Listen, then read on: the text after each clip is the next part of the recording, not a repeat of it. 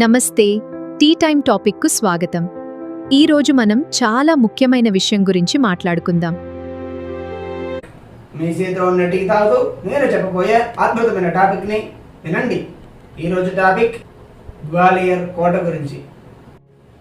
మధ్యప్రదేశ్ రాష్ట్రంలోని గ్వాలియర్ కోట భారతదేశంలోనే పటిష్టమైన కోటల్లో ఇది కూడా ఒకటి అని చెప్పవచ్చు. 19వ శతాబ్దంలో ఈ కోటని జయాజీరావు సింధియా అనే మహారాజు పరిపాలించారు.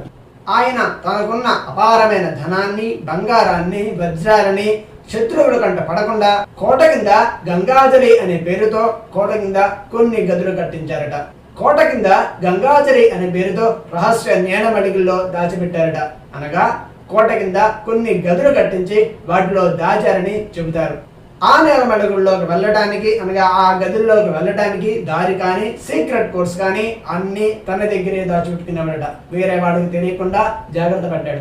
ఆయన ఆ రహస్యాన్ని తన వారసుడికి మాత్రమే చెప్పాలని, ఇంకా ఎవరికి చెప్పకూడదని నిర్ణయించుకున్నాడు. కానీ దురదృష్టవశాత్తు 1886వ శతాబ్దంలో ఆయన అకస్మాత్తుగా అనారోగ్య పాలై చనిపోయారు.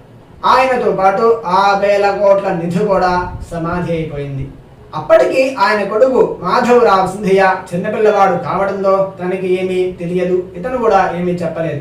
మాధవరావు సింధియా పెద్ద అయిన తర్వాత ఆ నిధి ఎక్కడుందో ఎవరికి తెలియకపోవడంతో ఆ కోటంతా జల్లెడ పట్టించాడు. అయినా ఒక్క నాణ్యం కూడా కనీసం దొరకలేదు. కనీసం ఆ ఒక గదికి సంబంధించి రహస్య మార్గం అయినా కానీ, మార్గానికి సంబంధించి ఒక దారి కానీ తెలియలేదు. ఒకానొక సమయంలో ఆయన ఆ కోటలో నడుచుకుంటూ వెళుతూ ఉండగా ఒక కోటలో ఒకానొక సందర్భంలో ఆ కోటలో ఒక్కబడి కింద పడిపోయాడట. కింద పడి స్పృహ తప్పి పడిపోయాడట. కళ్ళు తెరిచి చూసేసరికి షాక్ అయిపోయాడు. ఎందుకంటే ఆయన పడ్డ ఆ గదిలో 2 కోట్ల విలువైన బంగారు నాణ్యాలు ఉన్నాయట. అలా ఆయనకు కేవలం అన్ని నేల మడిగల్లో అనగా ఎన్ని గదులు ఉన్నాయో ఎవరికి తెలియదు. కానీ ఆయనకు ఒక గది మాత్రమే దొరికింది. ఇంకా ఎన్ని గదులు ఉన్నాయో ఎవరికీ తెలియదు. ఆ గదులు ఎన్ని వేల కోట్లు ఉండొచ్చో ఎవరికి తెలియదు. అందుకే ఇప్పటికీ ఎప్పటికైనా ఇది ఎవరికి తెలియని అంతు చిక్కని మిస్టరీ టాపిక్కే.